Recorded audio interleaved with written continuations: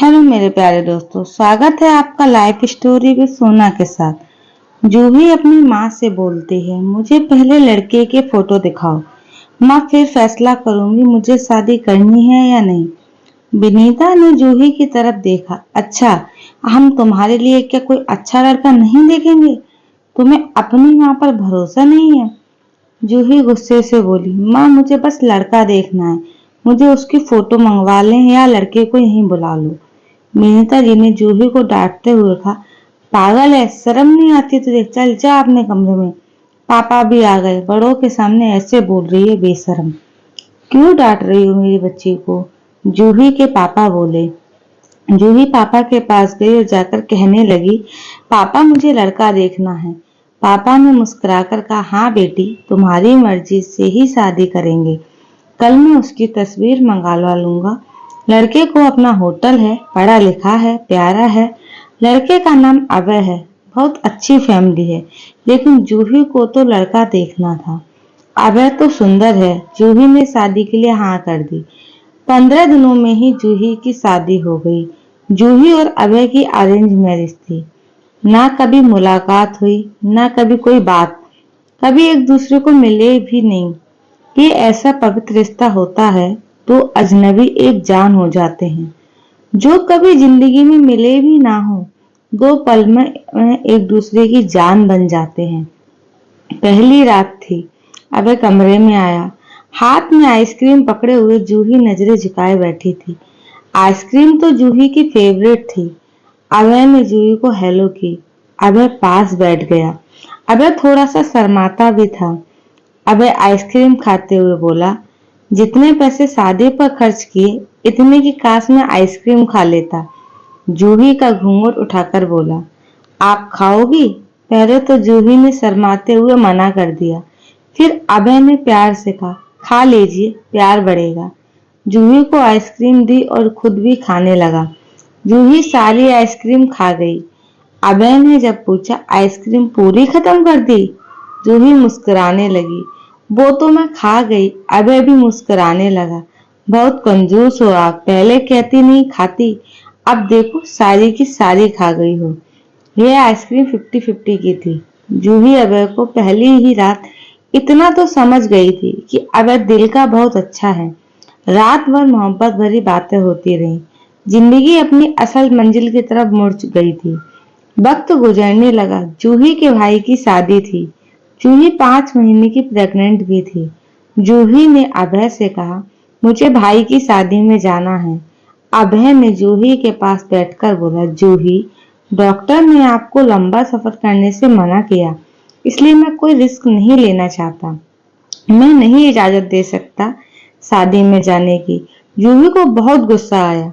अबे आप पागल हो गए हो क्या? मेरे भाई की शादी और आप कह रहे हो कि नहीं जाना? आप मुझे कार में बैठाकर आराम से छोड़ कर आ सकते हैं। बस अभय ने जूही का हाथ पकड़ा, प्यार से बैठाकर फिर समझाने लगा, जूही क्यों बेकार की जिद करती हो? डॉक्टर ने सफर करने से मना किया है, तो मैं नहीं जाने दे सकता। तुम लापरवाह हो जाती हो और तुमको किसी के भरोसे नहीं छोड़ सकता। इतना कहकर अभय कमरे से बाहर चला गया। जूही रोने लगी। जूही ने अपनी माँ को फोन किया। अभय मना कर रहे हैं शादी में आने के लिए। माँ ने समझाया, बेटा अगर वो कह रहे हैं तो मत ही आओ। लेकिन जूही की भाभी और भाई जिद करने लगे, क्यों नहीं आने दे रहा है अभय हमारी बहन को? वो रात को आए, अभय भी घर पर था। कहने लगे कि मेहंदी है, 4 दिन की ही बात है, जूही को लेने आए हैं। अभय ने जूही की तरफ देखा और बोले, जूही मैंने क्या कहा था तुमसे? जूही ने नजरें झुका ली, कमरे में चली गई उठकर। अभय को गुस्सा तो बहुत आ रहा था, लेकिन ये सब्र कर लिया। 2000 रुपए जेब से निकाले, जूही को दिए, ये कुछ पैसे रख लो, बाकी और चाहिए तो ले लेना, मैं आऊंगा कल। जूही बहुत खुश थी। अभय ने जूही को अपने सीने से लगा लिया और जूही को अपना ख्याल रखने के लिए बोला। फिर जूही शादी में चली गई। मेहंदी की रात जूही की बुआ की लड़की शिवानी भी आई हुई थी। डांस भी किया, काफी एंजॉय किया। बारात वाले दिन जब जय की बारात लड़की वालों के घर पहुंची तो बारिश हो रही थी। गली में काफी कीचड़ था। जूही का पांव फिसला, गिर गई। गिरते ही उसके पेट में दर्द होने लगा। जूही जोर जोर से रोने लगी। जल्दी से जूही को अस्पताल ले गए। जूही दर्द से चिल्ला रही थी। अभय को कॉल करके जूही के बारे में बताया। अभय घबरा गया। वो जल्दी से अस्पताल पहुंचा। डॉक्टर जूही को इमरजेंसी वार्ड में ले गए थे। अभय बहुत परेशान था। दिल की धड़कनें बेकाबू थीं। जुबान पर भगवान का जाप और जूही और उसके बच्चे की सलामती की दुआ थी। बाकी सब लोग शादी की खुशियों में मग्न थे, लेकिन यहाँ अभय परेशान खड़ा था। कुछ देर बाद डॉक्टर कमरे से बाहर आए। उन्होंने सॉरी कहते हुए बताया, आपका बच्चा मर चुका है। अभय बेजान सा होकर कुर्सी पर बैठ गया है। भगवान से हिम्मत मांगकर जल्दी से वार्ड में गया। जूही बहुत रो रही थी। अभय को देखकर मुंह मोड़ लिया। अभय जूही के पास बैठ गया, सर पर हाथ फेरने लगा। अच्छा चल चुप कर मेरी जान, रोना बंद कर, बस ऊपर वाले की मर्जी थी। जूही फूट फूट कर रोने लगी। अभय मुझे माफ कर दो, मुझसे गलती हो गई। अभय ने आंसुओं से भीगी हुई पलकों को चूम लिया। अरे बस बस मेरी जान, रोते हुए नहीं है, बस ऊपर वाले की मर्जी थी, चुप हो जाओ। जूही खुद को गुनहगार समझ रही थी, अपने बच्चे की मौत का, और अभय ये सब समझने लगा। जूही का सर अपनी गोद में रख लिया। चुप हो जाओ मेरी प्यारी जूही, रो मत, अब देख मैं तेरे पास हूँ। अभय जूही को लेकर घर चला गया। शादी खत्म हुई, सब घर आ गए। जूही का हाल पूछने पर जूही खुद पर इल्जाम दे रही थी। मुझे रोका था अभय ने माँ, लेकिन मैं जिद करती रही, शादी में जाना है। अगर मैंने इनकी बात मान ली होती तो आज शायद मैं अपना बच्चा ना खोती। अभय समझ रहा था जूही दिल ही दिल में खुद को कसूरवार ठहरा रही है, इसलिए अभय प्यार से समझाता रहा जूही को, अरे पागल है, खुद को परेशान ना कर, ऊपर वाले की मर्जी थी ना, ऊपर वाले ने चाहा तो हमें फिर से औलाद जरूर देगा। जूही अभय की आंखों में देख रही थी। अभय, आप इतने अच्छे हैं, मुझे डांटा नहीं, आपने कुछ कहा नहीं। अभय ने लंबी सांस ली, मुस्कुराकर बोला, जब तुमने मेरी बात मानी ही नहीं तो जूही अब कुछ कहने का क्या फायदा। जूही समझ रही थी अभय का खामोश गुस्सा। एक साल बाद फिर ऊपर वाले ने जूही और अभय का बेटा दे दिया।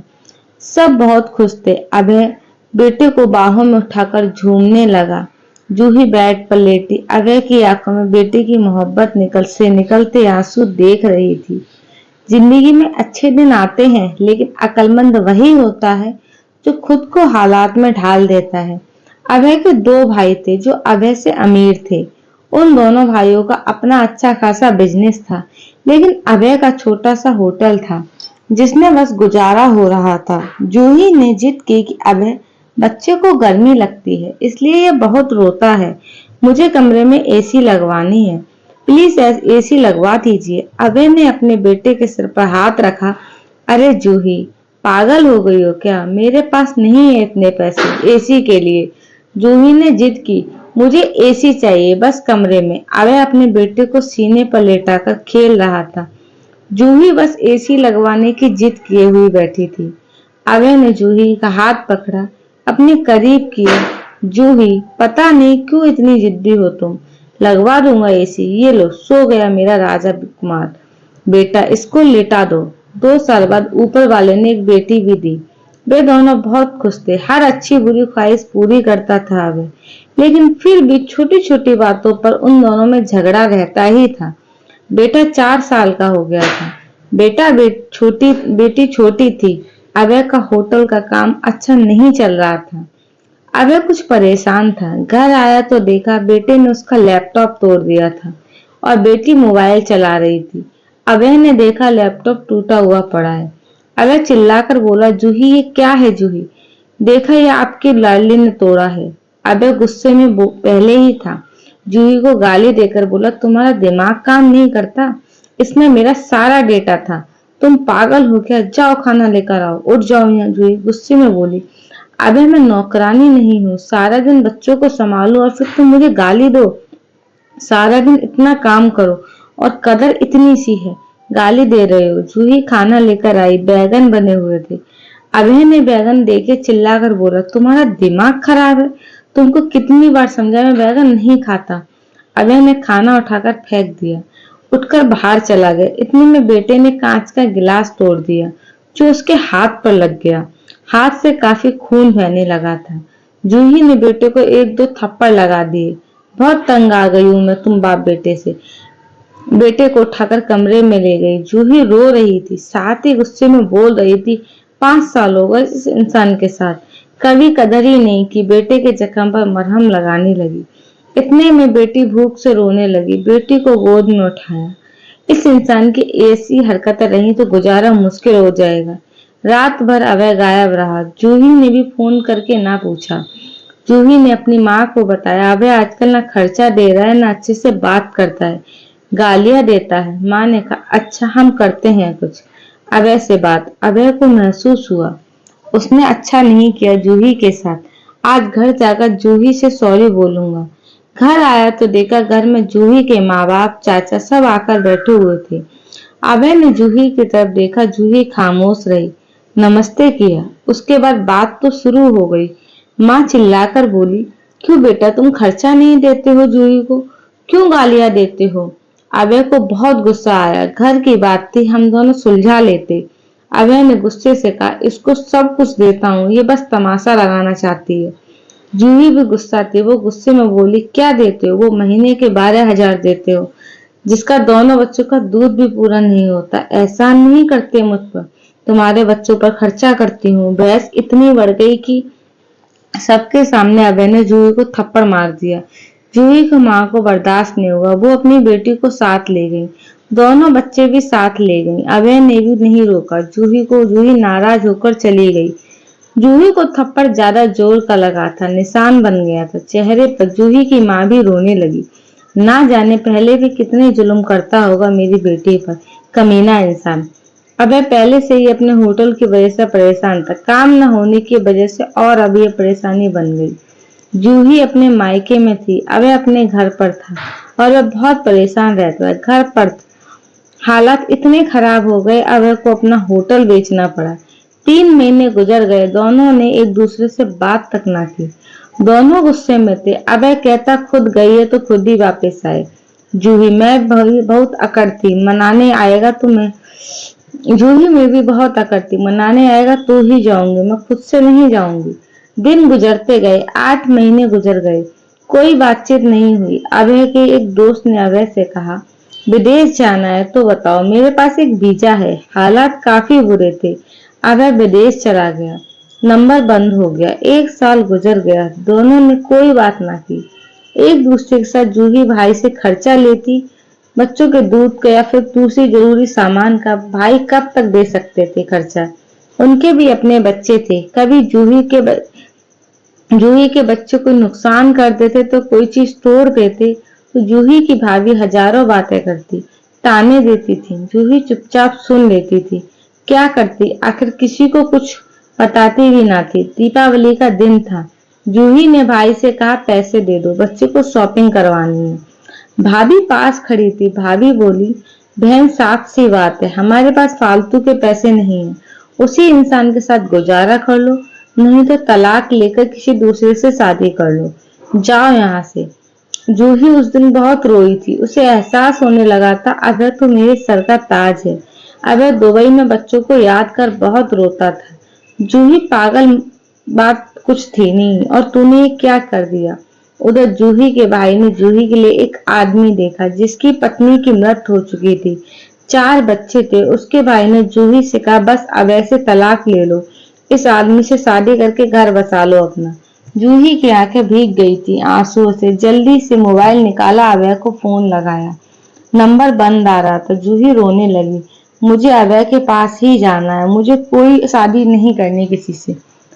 उधर अभय का भी दिल तड़पा। उसने सोचा, मेरी जूही तो मासूम सी है, थोड़े से गुस्से पर नाराज हो जाती है ना, खुद ही माफी मांग लूंगा अपनी जान से। वो टिकट करवाकर हिंदुस्तान वापस आ गया। जूही रो रो कर भगवान से अपने पापों की गलती ही माफी मांग रही थी कि ऊपर वाले मुझे माफ कर दे, मुझे मेरा अभय वापस कर दे। रात भर रोती रही। सुबह बेटे को नाश्ता करवा रही थी कि दरवाजे पर घंटी बजी। भाभी ने दरवाजा खोला, सामने देखा अभय खड़ा था। जूही की नजर पड़ी अभय पर, हाथ से दूध का कप छूट गया। नंगे पांव दौड़ते हुए जाकर अभय के सीने से जा लगी, चीख चीख कर रोने लगी। अभय, मैं बहुत प्यार करती हूँ तुमसे। अभय के पांव पकड़ लिए।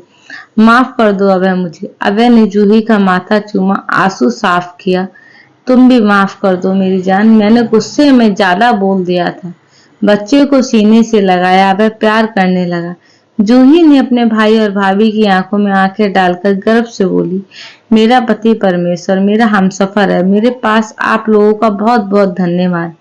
जूही अभय के साथ घर वापस आ गई। दोनों खुशी से सब बातें भूलकर जीने लगे। लेकिन वो इस समाज को इतना बता गए, जज्बात में जुदा हो जाना बहुत आसान है, लेकिन जुदा होकर जीना बहुत मुश्किल है। जो फर्ज एक हमसफर महसूस कर सकता है, वो कोई और नहीं समझ सकता। गलत फैसला लेकर जिंदगी बर्बाद ना करें, ये सब वक्त के साथ बदल जाता है। हाँ, अगर नहीं बदलता तो हम सफर अगर को नाराज या घमंड में हो जाए तो मना लो, राजी कर लो एक दूसरे को, इससे पहले कि फिर देर ना हो जाए।